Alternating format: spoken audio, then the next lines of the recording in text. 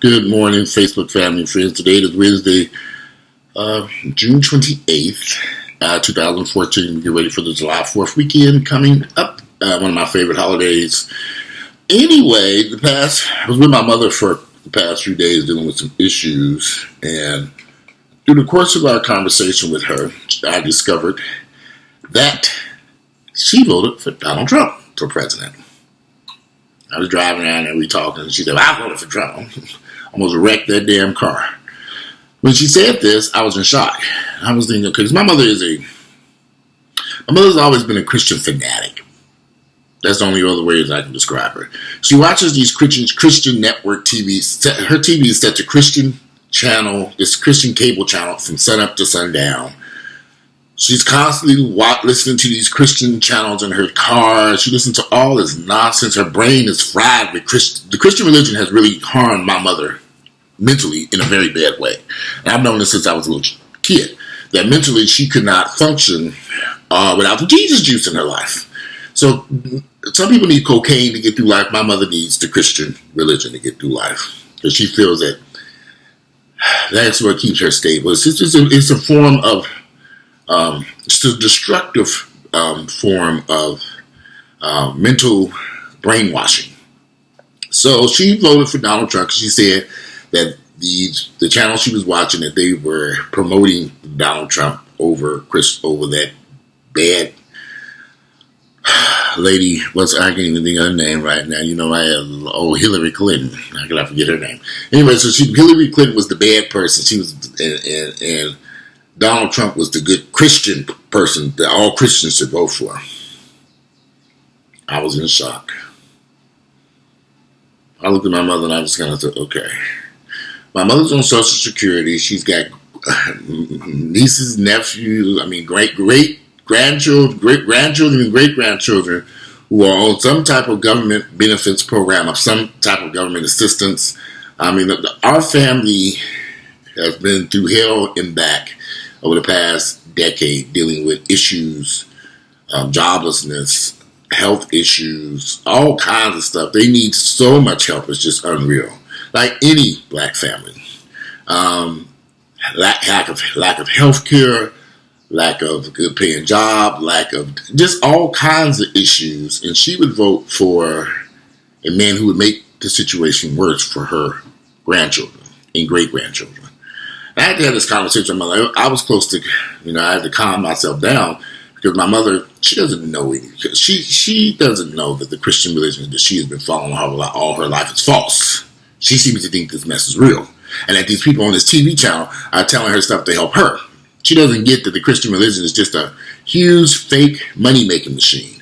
My mother has donated thousands of dollars to these Christian organizations. It's just sad.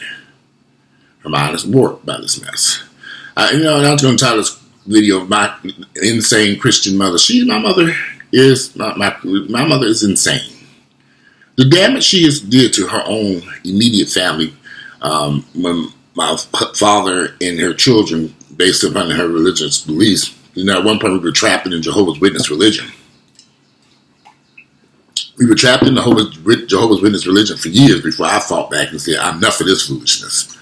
And then she just jumped from one religion to another religion. She's got to have that Jesus mess in her life.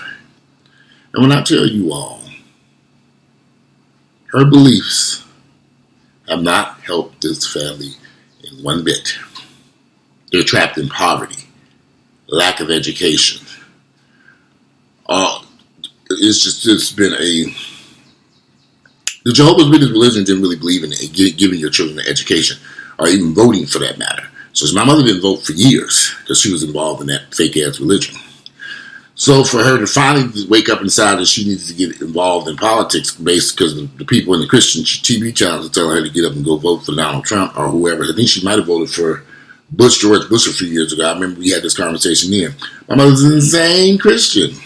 And it's sad because she's voting for people who are harming her descendants. And she doesn't understand this. And I've had conversation after conversation with my mother. She's a lost cause. I cannot get through to her. I can't tell my mother anything. She doesn't want to listen. She's been like this for years. I love her, but I've learned you can't say nothing to her. She's going to do what she wants to do. She's 70-something years of age and stubborn as a goat.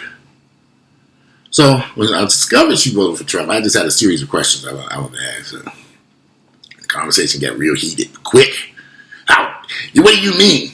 Because my mother seems to think that just because she is grown and my mother that she can, and I'm still a child. I am almost 50 years of age, Alberta Hampton, old enough to be your damn daddy at this point. So we're going to have a conversation about this mess. I don't talk about it. You know, I'm driving this car, I pull that car over and say, we're going to talk about this mess right now. Because you don't get it. You own Social Security. You don't even have Medicare. You don't have the type of benefits. You don't have a pension. You didn't work most of your life. Daddy worked. You were at home. You forget? So you need Medicare. You need Social Security. Your grandchildren don't even have benefits. Obamacare really didn't work for them. So you want to take away what little bit of help that is out there in the system to help these people? Needless to say, our conversation didn't end too well. She'll get over it. Like as usual. She will get over it because I had to go there with her ass. I had to put her in her damn place, Miss Donald Trump voting black woman. Put her in her damn place. For the left. So anyway, I don't really know why my mother's so caught up in this Christian mess. Because it hasn't done any good for our family. When I tell you my family is trapped in poverty, they are. They are. And there's no other way around it. And I don't have any kids, so I never wanted any children.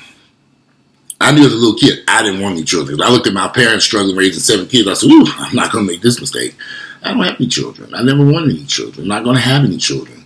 I just think that if you're going to bring, some people are not meant to have children. I'm not that type of person.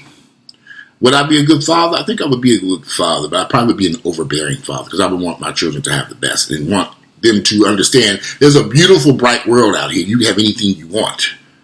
But laying, sitting on your knees praying to Jesus, hoping for it to happen, and that shit ain't going to happen. Ever. My mother has been in a situation where she paid 24 hours a day. I remember one day my mother was on her knees praying. I came back hours and she was still on her same knees on that same position praying. I said, Mama, get up. Give it a break. Damn. Are you insane? Get up off your damn knees. You've been praying here for the past 24 hours and ain't shit changed. Nothing. Forget it. Move on. Wake up. That shit is fake, false. All this prayer, man, throw it out the trash. Oh, she don't like that type of talk. But hey, I'm going to speak my mind. If anything if I'm telling you all, before my mother died, I'm going to pull her away from that Christian religion mess. Because it is not done any bit of good for our family. That mess, she needs to be done with that shit. This is a bunch of crap and nonsense. And that's my goal. Okay, if anybody, I don't give a damn about I want my mother away from that bullshit. She needs to stop believing this nonsense that has destroyed her family. She don't get it, but I do.